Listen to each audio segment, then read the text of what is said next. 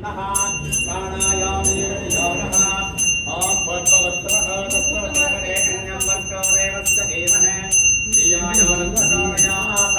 तत्तर्षेण परशन्दानवतावतावतावतावतावते स्वाहा अपानाय स्वाहा प्राणाय स्वाहा ज्ञानाय स्वाहा समानाय स्वाहा उदानाय स्वाहा ओम ब्रह्मणे स्वाहा नैवेद्यं निवेदयामि नैवेद्यानन्तरे कर्पूरः मङ्गलनीराजनं हर्षयामि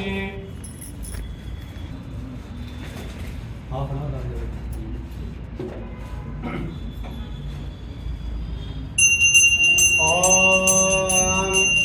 हिरण्यपात्रं वदोः पूर्णं ददाते मदव्यासानेते एकदाः ब्रह्मणः उपहरते एकदैव यजमानः मायुस्तेनो ददाते मङ्गलं निवेदयामि मङ्गलं कौसपेन्द्राय महनीयगुणात्मने चक्रवर्तितनो